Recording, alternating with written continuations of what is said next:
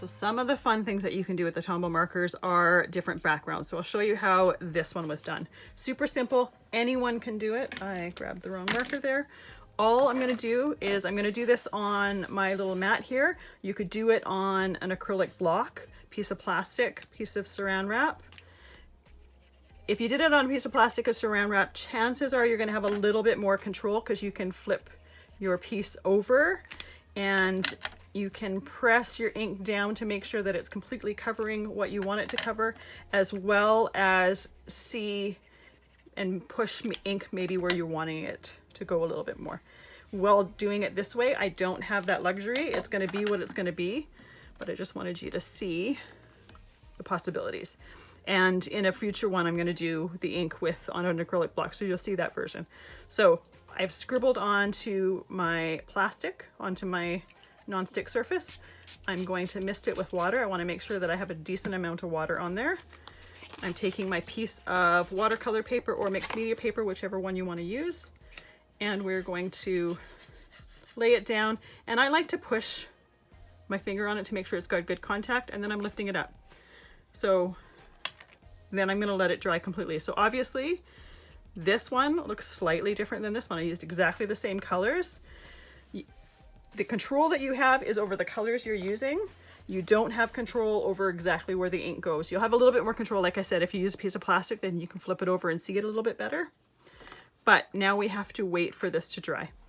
And I am going to use my heat gun to dry it a little bit faster. This is a heat tool that is a little bit more gentle heat, and it's meant for drying glues, drying inks, stuff like that. So I'm going to use this, and then we will stamp it. I have to make sure this is completely dry before stamping it. Otherwise, the moisture on my paper is going to affect my ink. And it's really going to depend how much water you had on your surface as to how long it takes to dry.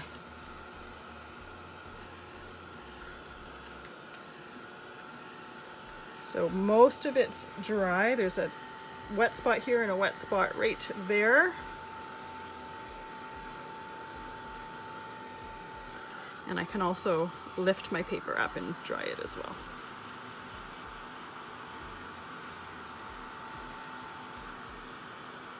If by chance you have a blob of water and you don't like what's happening, you could always take some paper towel and lift the ink up. But one of the things I like about this particular technique is, like I said, you have some control. The rest is just seeing what happens and enjoying the creativity of it. So there is still a little bit of wetness here, but I'm going to be stamping in this section anyways, so I'm not worried about that ink affecting it. So I've got my stays on here. I could do this with the memento as well, but you definitely want to make sure that everything is completely dry if you're using it with the memento, because it will start to run if not. And I'm going to stamp this as much or as little as I want. I'm stamping with the same stamp over and over again. You could choose the same one, you could choose different ones, your choice. Once this is completely dry, because there is a spot that's still wet, all I'm going to do is glue this to my black mat and then glue it to the front of my card.